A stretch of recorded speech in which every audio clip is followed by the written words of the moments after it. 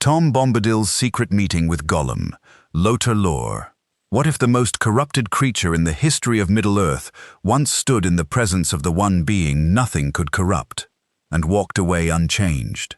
Not because Tom Bombadil failed, not because Gollum was beyond perceiving what stood before him, but because Tom Bombadil is not that kind of power, and Tolkien knew exactly what he was doing when he placed that truth at the center of the oldest part of his world and said nothing more about it. This is not speculation pulled from nothing.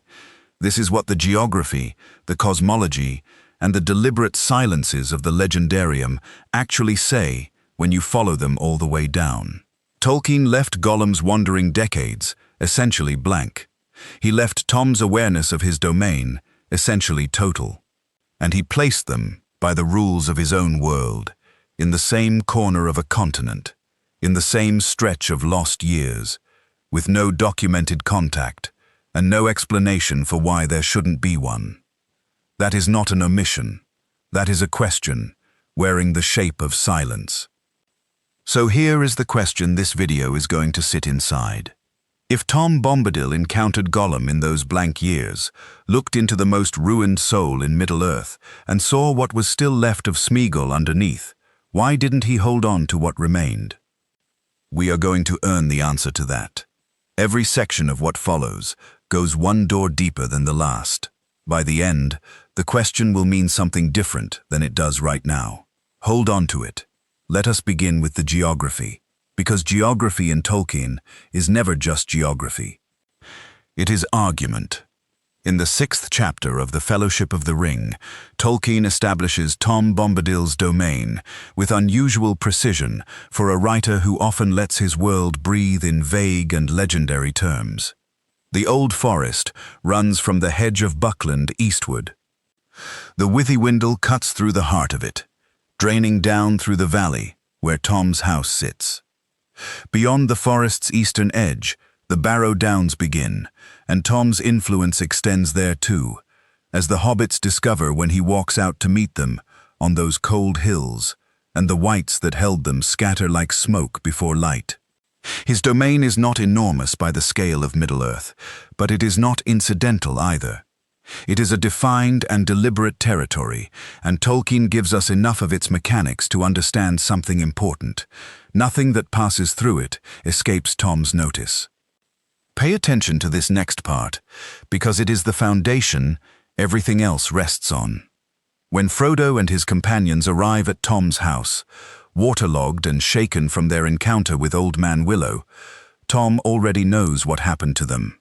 He does not ask, he tells. He describes the incident in his singing, tumbling, present tense way, and what he describes is accurate. He was not there. There is no suggestion that any creature reported back to him. He simply knew, the way a river knows what moves through its current. This is not a small narrative detail. This is Tolkien establishing, as a factual property of the world, that Tom Bombadil's awareness of his domain is not limited by line of sight or proximity, or any ordinary perceptual mechanism. He knows what moves through his territory because his territory and his consciousness are not entirely separate things. He is not in the Old Forest the way you or I might be in a room. He is of it, woven into it, the way the Withywindle is woven into the valley it carved. Now hold that, because in Appendix B of The Return of the King, Tolkien does something very specific with Gollum's timeline, and it is the kind of thing that looks like a footnote until you realize it is actually a gap shaped like a fist. After losing the ring at the Gladden Fields in the year 2941 of the Third Age, Gollum disappears. Not narratively, not to the reader's attention, but literally. Tolkien tracks him precisely before this point, and precisely after, but in between, in those decades from roughly 2944 onward, the appendices offer almost nothing. We know that by around the year 3000, Sauron's servants are beginning to actively search for him. We know that by 3017 he is captured by the Wood Elves of Mirkwood after Aragorn first caught him in the Dead Marshes 2 years earlier.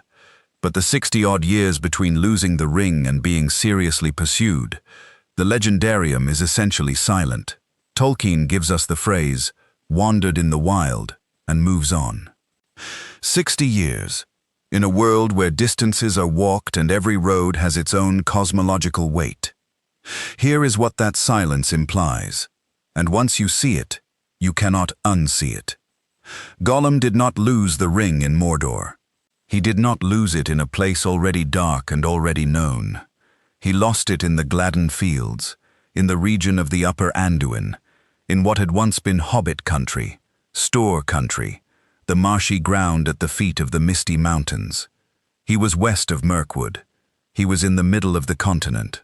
And he was, for the first time in nearly 500 years, without the thing that had defined every moment of his existence. Picture this: the Gladden Fields at dusk, the reeds standing pale in the water, the Anduin murmuring somewhere past the banks. Gollum crouches in the shallows, where he has crouched 10,000 times before. But the pocket is empty, the hand finds nothing, and the thing that has been the axis of his entire world for 5 centuries is simply gone, taken by a fat little creature who will die without ever knowing what he found. Gollum makes a sound that is not a word. He makes it again.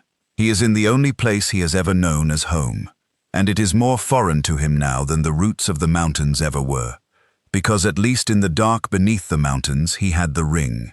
He had the precious. He had the one fixed point in a universe that had been dissolving around him since the day he took it from his cousin's hands in a field beside a river that was probably not very different from this one. He starts walking, not toward anything, just away. And here is the question the geography demands. Away toward where? East is Mirkwood, where things move through the trees that even Gollum's shattered instincts tell him to fear.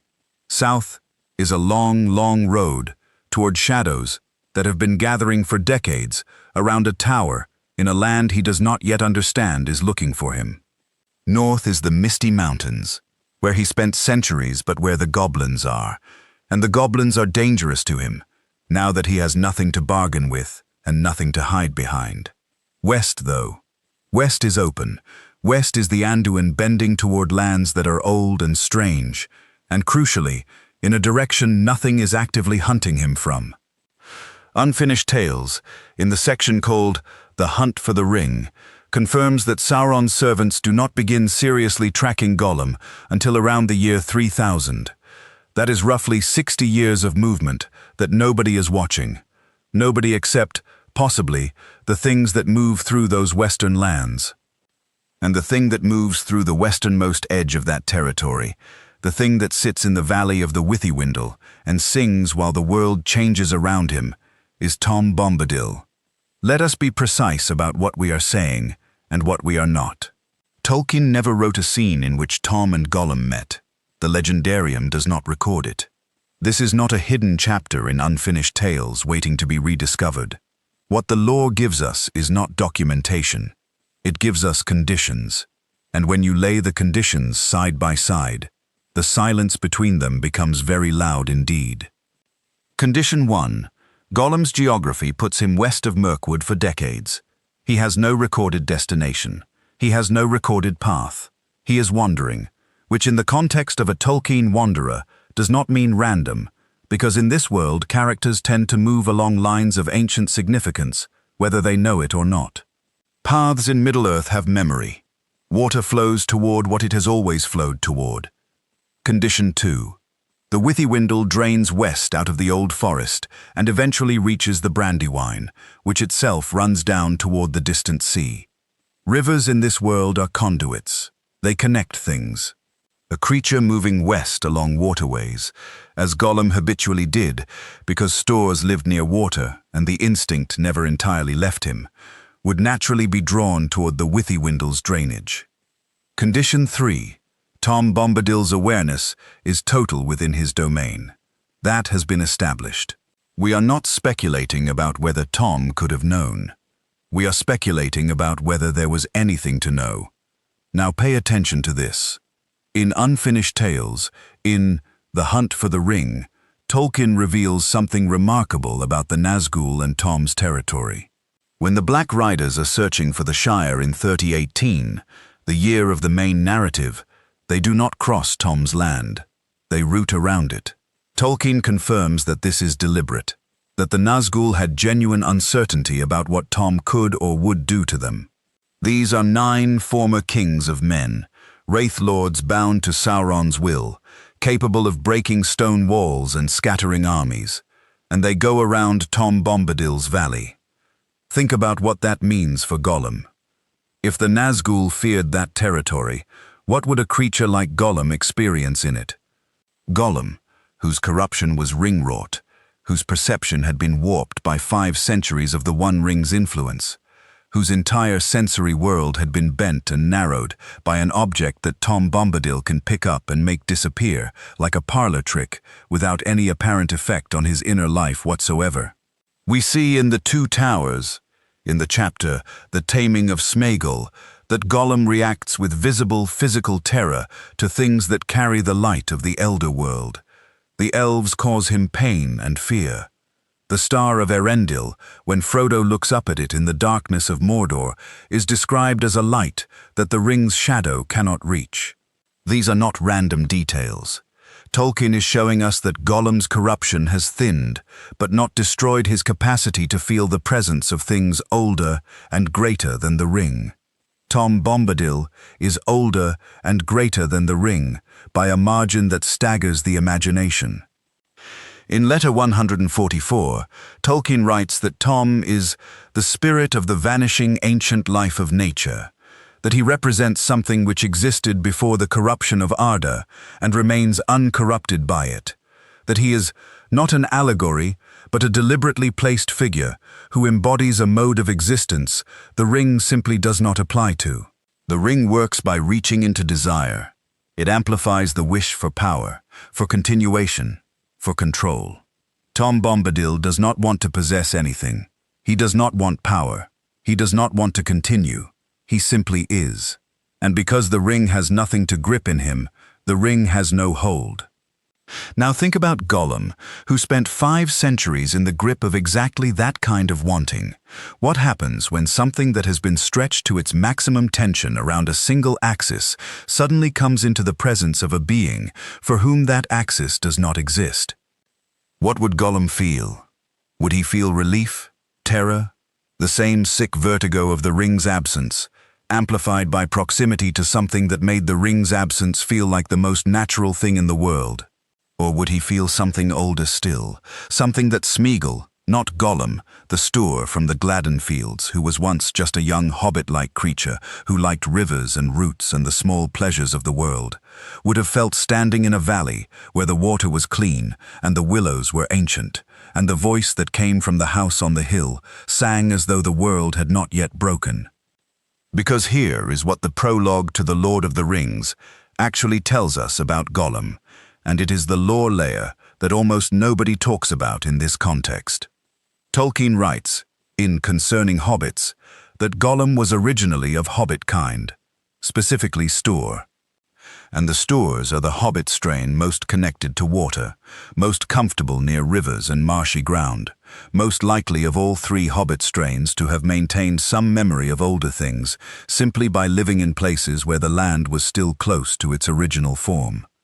Gollum did not emerge from nothing.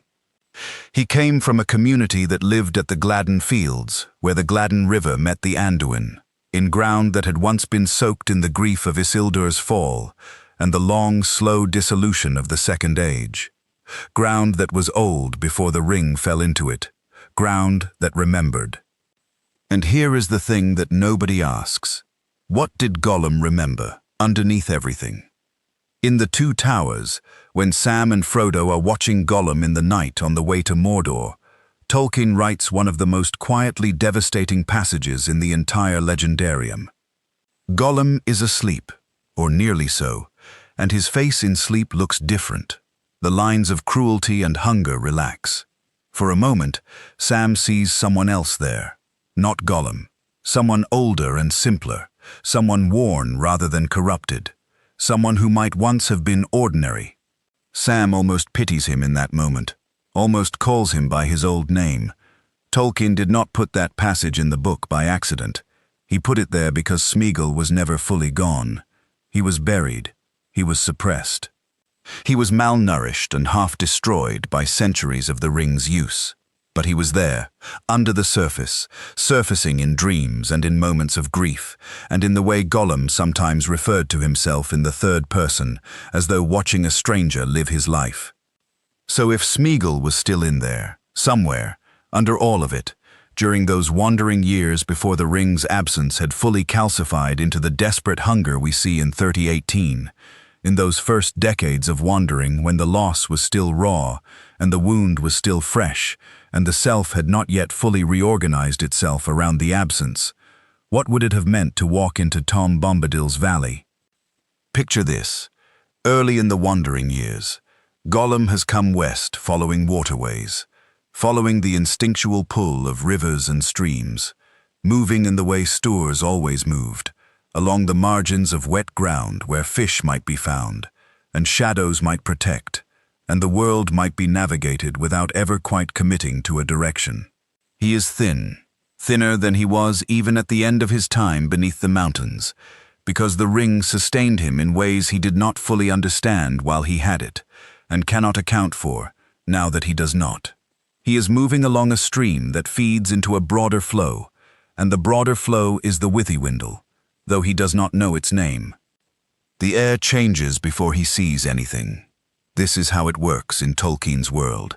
Awareness precedes appearance. The Withywindle Valley has its own quality of light. Tolkien describes it as heavy and golden, even in the chapters where the hobbits are being enchanted toward sleep. But the deeper you go, the less it feels like threat, and the more it feels like memory, like something you once knew and forgot you knew. Gollum stops at the edge of the valley, not because anything is blocking him, because something in him, something that is not the hunger and not the grief and not the obsession, but whatever is left underneath all of that, recognizes that he is at a boundary, and boundaries in this world are real. He does not cross it. Or he does, and immediately the quality of the air around him changes in a way he cannot categorize. The ring is gone. He knows the ring is gone. But here, in this valley, the ring's absence feels different than it feels everywhere else. Everywhere else, the absence is a wound, a negative space, the shape of a thing that was taken. Here, in this valley, the absence feels almost like it is supposed to be there, like the valley itself exists in a state that predates the ring's creation, and stepping into it is stepping back before the wound. And then he hears singing. Now, let us be clear. We are in the space of structured speculation. Tolkien did not write this scene. What Tolkien wrote is the lore that makes this scene cosmologically possible, and perhaps inevitable. What follows is extrapolation from documented canon, built on the rules Tolkien established and then held to. Because here is what Tom Bombadil does when he encounters something that moves through his territory. He is curious. He is genuinely, essentially curious about the things of the world, in the way that only a being who has watched the world from before its making can be curious. He is not cruel. He is not indifferent. But he is also not a savior. He is not a healer. He is not, in any conventional sense, a helper. He is Tom Bombadil. He is old. He is present. He is aware. And he deals with things as they are, not as they might be. What would Tom do if Gollum came into his valley? He would see him, really see him, in the way Tom sees things, which is completely and without the filters that distance or fear or politics impose on ordinary perception. He would see Gollum the ring-bearer, Gollum the wretched, Gollum the thing that crawled out of the misty mountains with a stolen treasure and 5 centuries of diminishment behind him. And underneath that, he would see Smeagol the Stoor, Smeagol who once lived by rivers and caught fish, and had a grandmother who scolded him, and a life that was small and real, and connected to the earth in the way hobbit lives tend to be. Tom does not use the ring-bearer's name when speaking to Frodo and his companions. He uses their given names, their real names, the names that exist before the journey and outside the quest. Tom perceives people in their essential form. He would look at Gollum and see Smeagol. Whether Smeagol could survive being seen is a different question. And this is where the lore becomes genuinely painful if you follow it far enough. In Letter 246, Tolkien writes about the nature of the rings of power and their effect on their bearers. He describes the way the ring does not merely corrupt but consumes, the way it does not add darkness to a person but excavates the good out of them, replacing it with a hunger that the ring itself feeds and intensifies and can never actually satisfy. Gollum, after 5 centuries of this process, is not simply a corrupted person. He is a person who has been systematically hollowed, layer by layer, until what remains is a creature organized almost entirely around absence. The absence of the ring, the absence of his original self, the absence of every relationship and pleasure and comfort that constituted Sméagol's life in those days by the Gladden fields. The only thing left that is real, in any positive sense, is the grief. Because grief is not the ring's gift. Grief is what survives the ring's excavation. Because grief belongs to love, and love is older than darkness. Gollum grieves. He calls the ring his precious in the voice of a lover who cannot quite believe they have been abandoned. That is not nothing. That is, in fact, everything. Tom Bombadil would know all of this. Because Tom is outside the ring's power, he is also outside the ring's distortion. He sees through it. He sees Gollum not as the ring made him, but as the ring found him, and then remade him, and then discarded him. He sees the original material, and the damage done to it simultaneously, the way a craftsman might look at a table and see both what it was before it warped, and the way the warping happened, the moisture that got in, the years without care. Here is why that matters. Tom could not fix Gollum. He could not unmake what the ring had made. He could not reach into that hollowed-out creature and refill what had been removed, because Tom's power is not that kind of power. Tom can command Old Man Willow and break the Barrow-Wight's spell and make the One Ring vanish like a coin trick, but none of those things involve changing what a person is inside. Tom is master of his valley, of the ancient material world that predates all making and unmaking, but the soul of a person is not his domain. The soul of a person belongs to that person, always, even when it has been given over almost entirely to darkness. What Tom can do is see, and there is a kind of mercy in being truly seen, and a kind of cruelty in it too. Because if Tom looked at Gollum in those early wandering years, and Sméagol felt that gaze, felt himself being perceived not as the wretched Gollum creature, but as the store he had once been, as the thing still barely alive at the bottom of the corruption, and then kept walking, kept wandering, eventually turned east again toward the darkness that would ultimately consume him. The seeing would not have saved him. It would only have illuminated, for one moment, exactly what was being lost. That is the specific kind of tragedy Tolkien builds toward in every corner of the legendarium. Not the tragedy of the irredeemably evil, not the tragedy of the obviously innocent. The tragedy of the almost redeemed, the almost remembered. Gollum at the edges of Tom's valley is the almost. The crack in the door of a room that still has light in it, glimpsed for a moment by someone who cannot reach the handle. Now we need to go back to the Nazgul and Tom's territory, because there is something in that avoidance that opens another door. The Nazgul are not stupid. They are ancient, powerful, bound to a will that itself sees far and knows much. When they root around Tom's valley in 3018, it is not ignorance of what is there. It is a strategic decision rooted in genuine uncertainty about what Tom would or could do.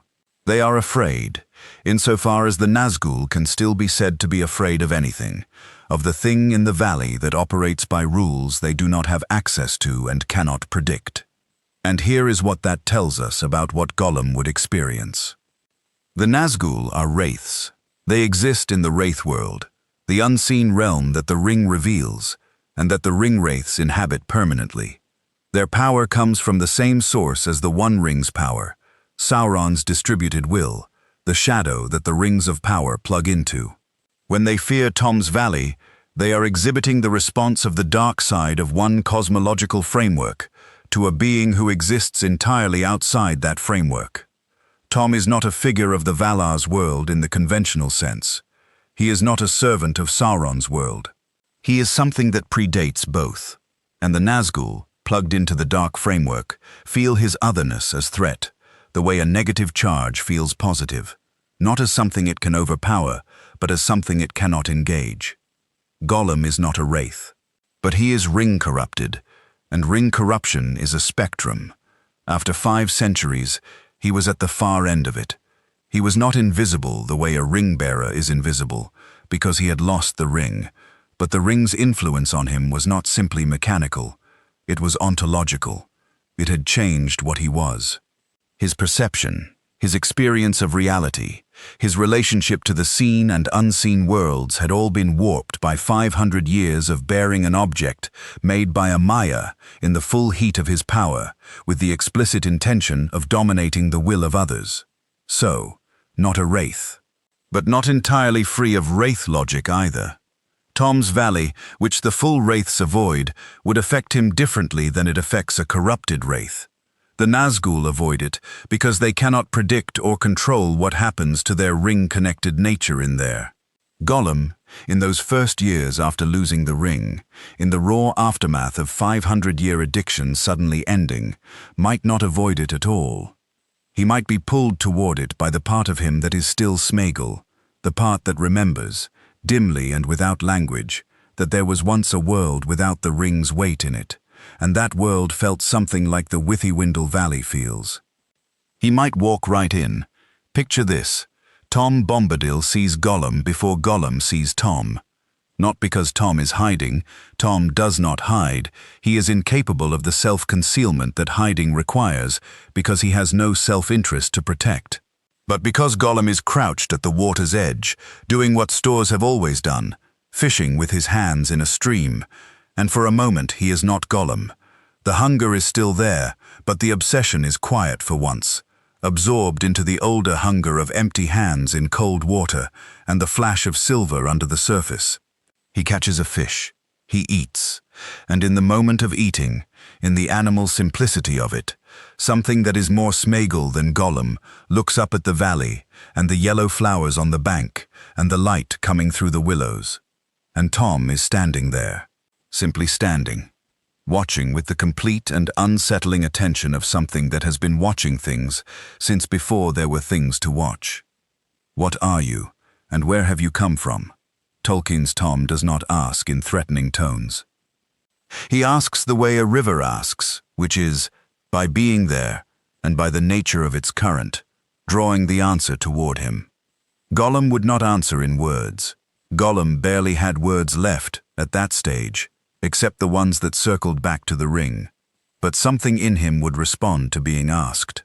Being asked is being acknowledged. Being acknowledged is being seen.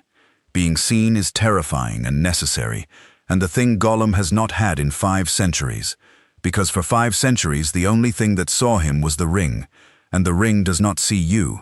It sees through you, to your wanting, and feeds you back your own hunger in the shape of a gift. Tom would look at him and say his old name. Not Gollum, the other one. Now we need to stop and think about what that would do to him. Because Tolkien gives us the answer, elsewhere in the text, in a form we can actually work with. In the Two Towers, in the Passage of the Marshes, there is a moment where Gollum is walking ahead of Sam and Frodo in the night, and he turns and hisses at Sam, and Frodo defends him, calls him Sméagol, asks Sam to be patient, and something happens to Gollum when Frodo uses that name. He does not become healed, he does not transform, but he softens, momentarily, in a way that is painful to read because it illustrates exactly how much is still in there, and exactly how little it matters, given everything that is also in there. The old name reaches something. It touches the layer underneath the corruption. And the corruption immediately wraps back around it, because the old name is not enough, has never been enough, and the wound the ring left is too deep to be touched by a word. But there is a sequence earlier in that name's effect that this moment points toward. What if the name were spoken by something that Gollum had no defenses against? Frodo was a ring-bearer. increasingly powerful, increasingly compelling to Gollum's ring-damaged instincts, which gave his use of the name a particular weight. But Tom Bombadil is not a ring-bearer. He is the opposite of a ring-bearer. He is the living negation of everything the ring touches and wields. When Tom says a name, he is not exercising power over anything. He is simply recognizing what is. He is calling the thing by its true nature and waiting for the thing to recognize itself. What if Gollum, for one moment, in the Withywindle Valley, with the fish blood still on his hands and the hunger briefly quiet, heard his old name from a mouth that had no agenda for it? What if he looked up and saw not a threat, not a challenge, not a reminder of what he had lost, but simply a recognition, a witness, the oldest thing in the world saying, "I see you. I know what you were. I know what is still here." What would he do with that? The lore does not answer. The lore cannot answer because the answer would require Gollum to have a capacity for self-recognition that the ring had systematically destroyed over 5 centuries. The moment of being seen, even truly seen, even by Tom, would not be enough to reconstruct what 500 years of ring-bearing dismantled. The wound is not healed by being witnessed. The wound is only made more visible. And Tom, who sees everything that is, and accepts it as it is, who does not impose his will on things, and does not rescue, and does not fix, would see all of that too. He would see the wound, and the small remnant of what the wound was made from, and the impossibility of bridging them, and he would see it with complete clarity and complete equanimity, because Tom Bombadil does not grieve in the way that we grieve, or that the characters of Middle-earth grieve. He is too large and too old and too rooted in what simply is, for grief to work in him the way it works in beings for whom things end. This is the part nobody talks about when they talk about Tom Bombadil being useless, or irrelevant, or a narrative mistake. Tom is not a redeemer. He was never meant to be. His existence in the Legendarium is not a missed opportunity for salvation. It is a specific and deliberate statement about the limits of even the most primal goodness, in a world where evil has had 500 years alone with a soul. But let us not move past something too quickly, because there is a version of this encounter that goes differently, that does something different to Gollum. Not salvation, not healing, something smaller and more durable than that. Memory.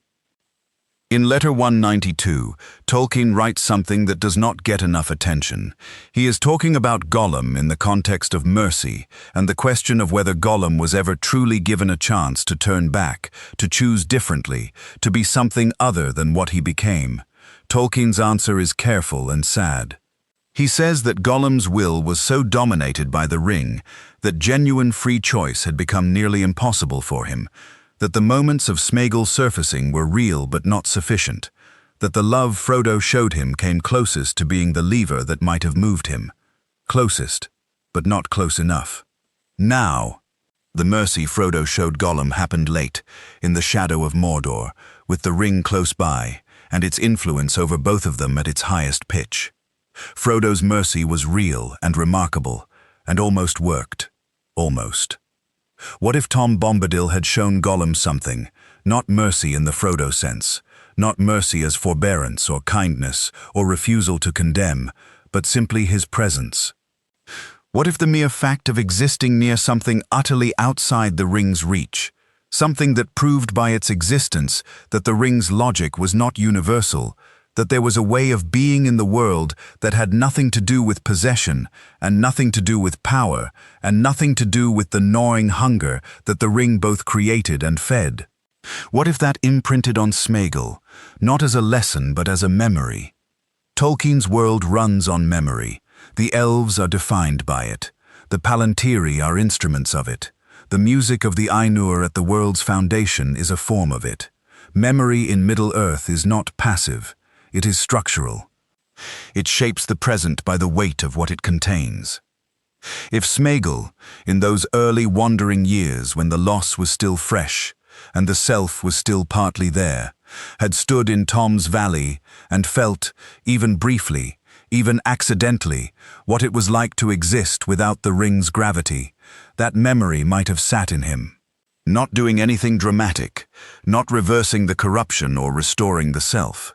Just sitting there, under the obsession and the hunger and the wretchedness, the way a stone sits under water, inert, patient, waiting.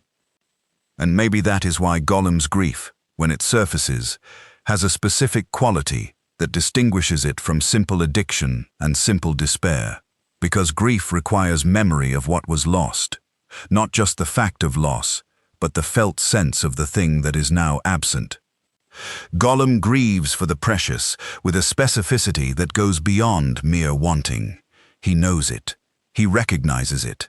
He loves it in the warped, terrible way that the ring induces in all its bearers.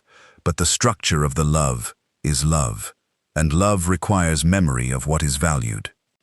What if some part of what Gollum grieves for, without knowing it, is not just the ring? What if some part of it is the moment in the valley, the fish in his hands, the voice that said his old name, the brief impossible feeling of existing outside the ring's weight? What if he is partly grieving a glimpse of what it would have meant to be free, which he stumbled into by accident in a valley he never quite understood, and which the ring's renewed absence has made impossible to hold on to? You can push back on this. You can say it is too much. And you would be right to say it, because we are in the deep speculative water now, far from the documented shore. But the emotional logic of it holds within the rules of Tolkien's world, which is where this channel lives. Not in invention, but in implication. Let us return to the documented shore for a moment, because there is one more canonical piece that needs to be laid in place before we get to the final movement of this argument. In Chapter 7 of The Fellowship of the Ring, in the house of Tom Bombadil, Goldberry is asked by Frodo who Tom is. And Goldberry says something that is one of the most quoted and least examined sentences in the entire book. "He is," she says, and then, "He is, as you have seen him." And when Frodo presses further, she says, "Do not ask me for such things. He is, as you have seen him." This is not a deflection. This is the most precise description Goldberry could give, and it is a description rooted in a cosmological truth. Tom Bombadil is not defined by his history, his agenda, his relationships, his power, his name. He is defined by his presence. He is the thing that is in the way that all other things only partly are. He does not have a project. He does not have a plan.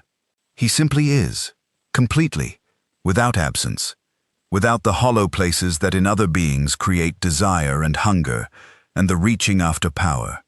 Now hold that up against Gollum, who is defined entirely by absence, whose very name is a phoneme of absence, a guttural swallow in the throat that sounds like something being taken away, who does not say, "I am," but "we are," because the ring split him into a self that wanted and a self that remembered wanting, and neither half is complete enough to say, "I am," without the other, and the other is gone. Tom Bombadil and Gollum are not simply different, they are inverse.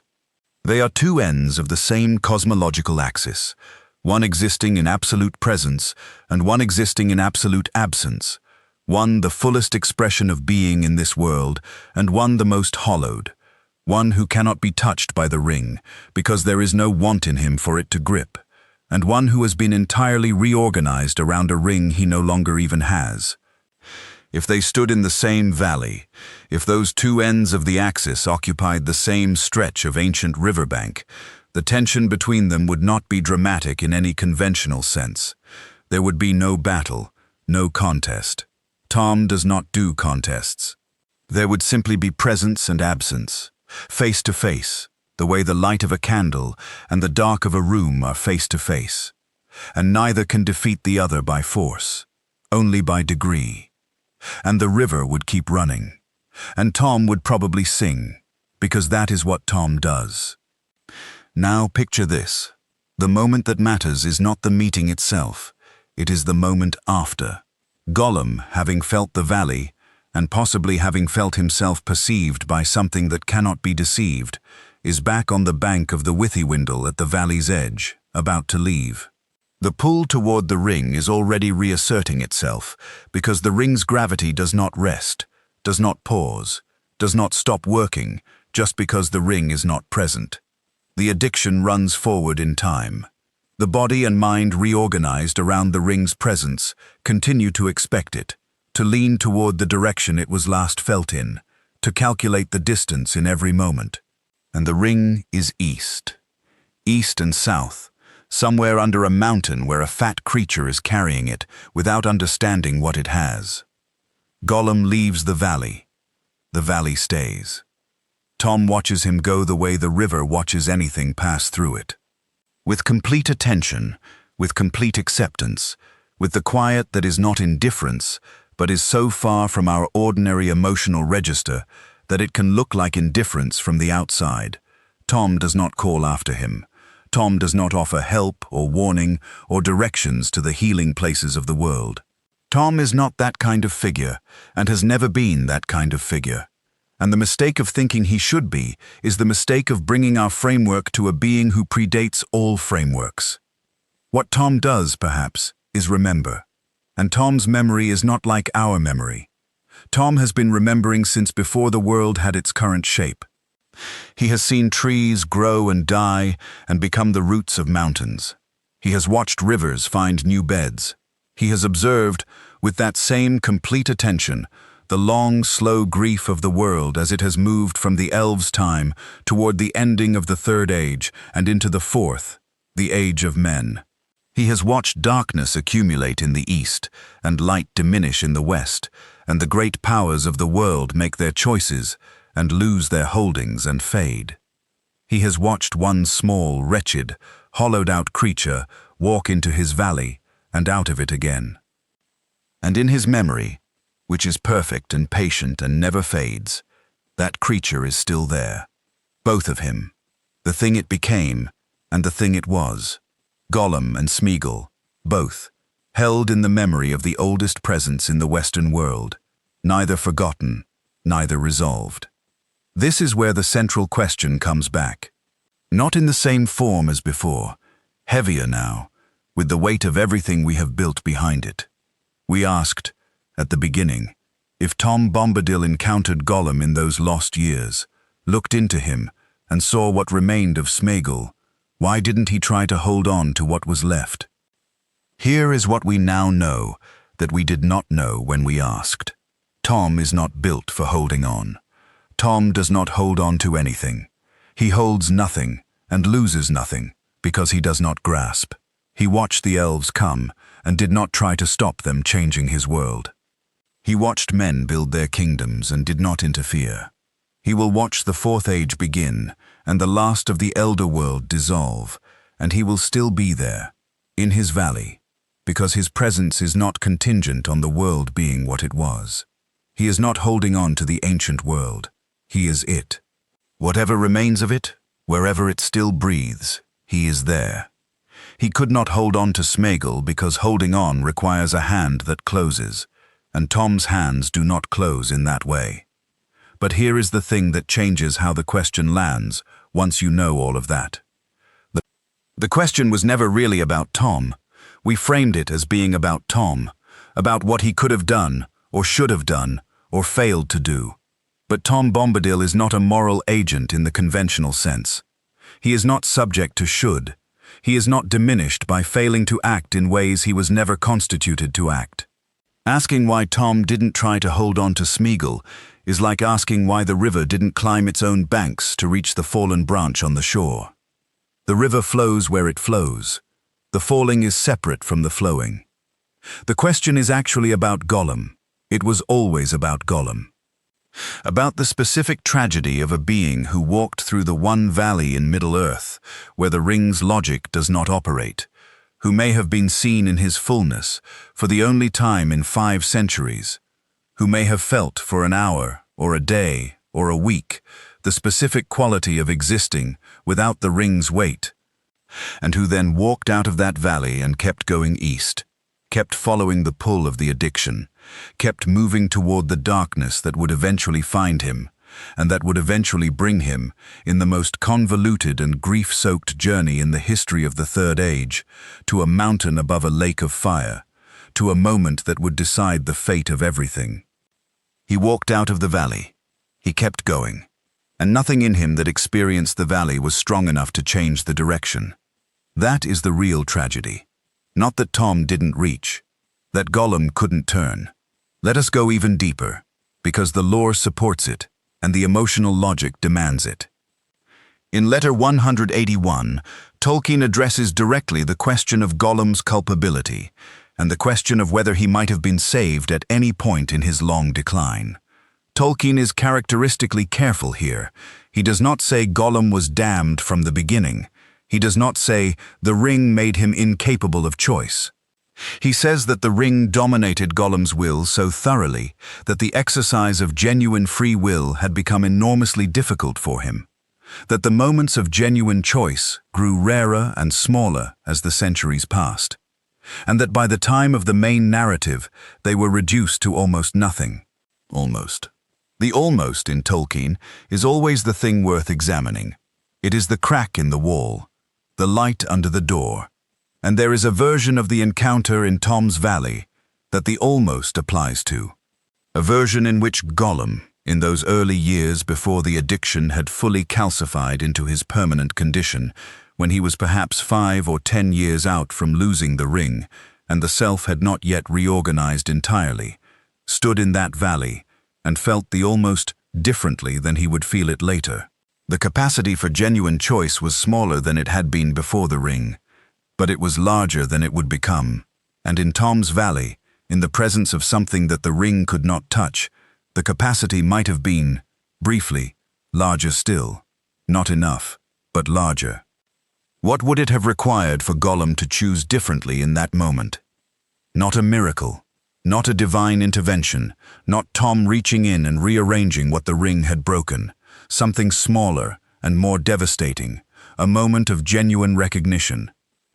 The moment where Smeagol, looking at the thing he had become, looking at the creature he was on the riverbank with the fish guts on his hands, and the obsession already reassembling itself behind his eyes, said, even silently, even without language, "This is not what I was, and I do not want to be this anymore."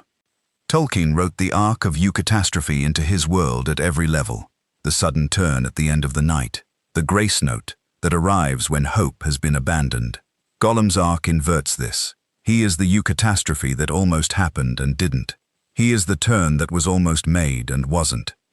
He is the one being in Middle-earth for whom the grace note came, and he could not hear it, and then it came again in the form of Frodo's mercy, and he could almost hear it, and then the ring found him one final time, and the turn became a different turn entirely, the fall into the fire that destroyed the ring, precisely because Gollum could not let go, and precisely because Frodo, in the last moment, could not either. The destruction of the ring required Gollum's inability to choose. The salvation of the world required the persistence of the wound. That is the cosmological horror of it.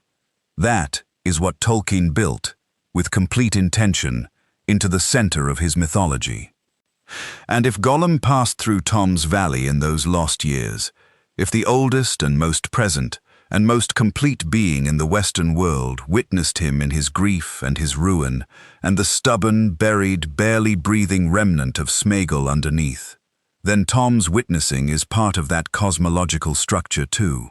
Not a failed intervention, a record, a presence at the edge of the tragedy that the tragedy itself does not acknowledge, because tragedies do not acknowledge the witnesses. They only happen, and then they are over. And what remains is the memory of what was possible, and what was chosen, and what was lost. Tom Bombadil is a keeper of memory. That is, perhaps, the truest thing that can be said about him that the text actually supports. He is older than the elves, older than the Valar's direct administration of Arda, older than the making of the rings, older than the music that shaped the world. He has watched everything and lost nothing of what he has watched, because he does not hold on, but he does not forget. In the Withywindle Valley, in the yellow flowers and the old willows, and the singing that no darkness can reach.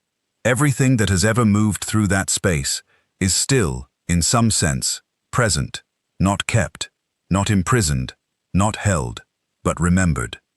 In the way that water remembers the shape of the stone it has been running over for 1,000 years. Smeagol is in that water, his footprints on that bank, the silver flash of the fish he caught, the moment of being seen and named and known, however briefly, by the thing that sees and names and knows everything that moves through its domain. And the river keeps running. Here is what all of this actually means, when you pull back from the specific argument and let it breathe as a full cosmological statement. Tolkien built his world on the tension between two things that are both true and cannot be reconciled.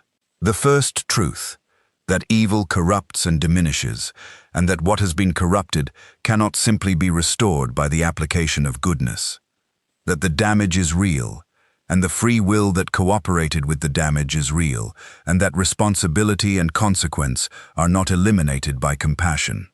The second truth, that what is good in a person never fully disappears, that the original nature persists under whatever layers of damage accumulate on top of it, that there is always, somewhere, a Smeagol beneath the Gollum. Tom Bombadil is the place in the legendarium where those two truths are held simultaneously, without resolution. He sees both. He accepts both. He does not try to resolve them, because resolving them would require choosing one over the other, and Tom does not choose in that way. He witnesses. He is, and his witnessing does not change what he witnesses, because that is not what witnessing does, and the failure of witnessing to change things is not a failure of witnessing. It is the nature of what witnessing is. Gollum needed more than a witness. He needed the ring to never have touched him. He needed 5 centuries back. He needed a world without Sauron, without the One Ring, without the particular catastrophe of the Second Age that set all of this in motion. He needed things that no being in Middle-earth, not Tom, not the Valar, not even the one who made the world, was going to give him, because the world had already become what it became, and the music had already played, and the discords Melkor introduced into it had already woven themselves into the fabric so thoroughly that you could not pull them out without unraveling the whole cloth. This is the deepest thing Tolkien wrote. Not the heroism of the Fellowship, not the loyalty of Sam, not even the strange, grace-soaked stumbling of Frodo toward a mountain he could not conquer. The deepest thing is this, that evil makes wounds that the world cannot heal from the outside, that the healing must come from within, and that for some beings the within has been occupied too long and too completely for the healing to take hold. And this is not God's failure. It is not Tom's failure. It is not even Gollum's failure, fully, because failure implies a genuine alternative that was available and refused, and the alternative was never quite available enough. It is the tragedy of a world that contains evil in it at all, and Tom Bombadil, in his valley, sings, not because he is unaware of the tragedy, not because the tragedy is too small for him to notice, but because singing is what he is. Singing is the mode of his existence, the outward form of his presence in the world, the way his being expresses itself. He sang before the tragedy, and he will sing after it, not because the tragedy doesn't matter, but because his nature is not altered by what passes through his domain. He watches things pass, he witnesses, he sings, and the world is different for his presence in it, even if you cannot point to a specific moment where his presence changed an outcome. Maybe that is enough. Maybe that is exactly what Tolkien intended. Maybe Tom Bombadil is in the legendarium precisely to tell us that not all power is instrumental, not all goodness must produce a result to justify itself, that the oldest and most primal form of being good in the world is simply being, completely and without grasping, present in your own nature. And maybe Gollum, in those lost years, in the crack between losing the ring and being found by Sauron's servants, walked close enough to that presence to feel it, to feel what it was like, to exist near something that was entirely itself. And if that moment happened, and the lore says it could have, and the geography says the corridor was there, and the cosmological rules say Tom's awareness would have noticed, then that moment is one of the most quietly heartbreaking in the entire legendarium. Not because it changed nothing, but because it came so close to being the kind of thing that changes everything. And then Gollum walked away. He walked east. The precious was east. And now, with everything we have built, the question returns in its final form. Not the same question as the cold open. The wound is in a different place now. If Tom Bombadil stood at the edge of his valley and watched Gollum walk east, having seen what no other being in Middle-earth could see as clearly, the full complexity of what Smeagol had been and what Gollum had become, and the unbridgeable distance between them, having witnessed the most perfect encapsulation of what the ring does to a person, and what remains when it is done, having held the knowledge that the creature walking away from him and toward the east would eventually, decades or centuries hence, play a role in the destruction of the very object that destroyed him, did Tom understand what he was watching? And if he did, what does it mean that he sang anyway? This is not a question with an answer.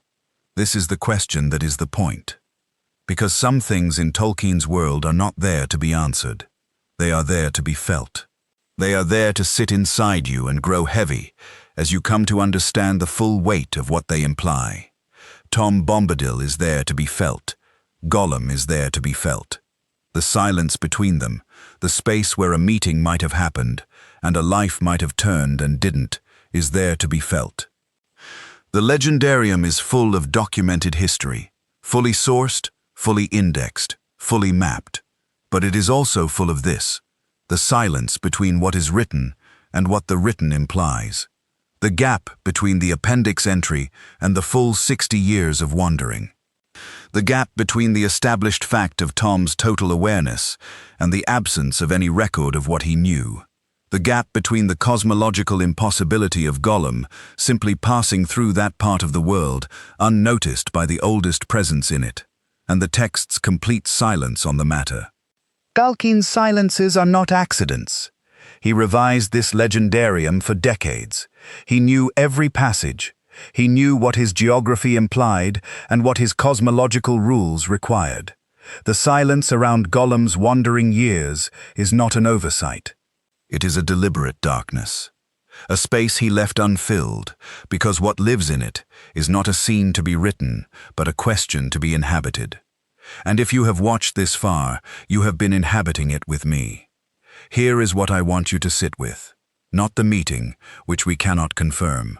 Not Tom's response to Gollum, which we cannot know, but this, in the full sweep of Tolkien's legendarium, from the first making of the world to the sailing of the last ship from the Grey Havens, the specific configuration of Tom Bombadil and Smeagol Gollum, the most complete being and the most hollowed one, the fullest presence and the most absolute absence, placed in proximity by geography and time and the rules of the world Tolkien built, represents something Tolkien never fully articulated and never needed to, because it articulates itself.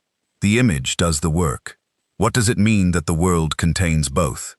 What does it mean that the same age of the world that produced Tom Bombadil, unchanged and full and singing in his valley since before the elves woke on the shores of Cuiviénen, also produced Gollum, who was made from the same essential hobbit stuff as any of the folk of the Shire, and was reduced by a single terrible object over 5 centuries to something that barely deserved the name of living?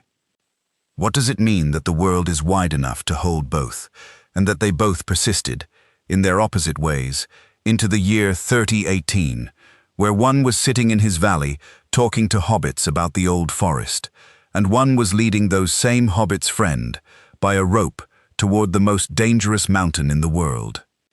I do not think Tolkien had a clean answer to this. I think Tolkien had the question. I think the question is what he was building the legendarium toward. Not a resolution, but an understanding. The understanding that the world contains extremes that illuminate each other and do not reconcile, and that sitting with that irresolution without flinching is what wisdom requires. Tom Bombadil understands this. He has always understood it. It is part of why he is ancient and why he is still there. Whether Gollum, in one moment by a river in the Withywindle Valley, also understood it, briefly, without being able to hold on to the understanding or act on it, is the question that lives in the silence. And it lives there still.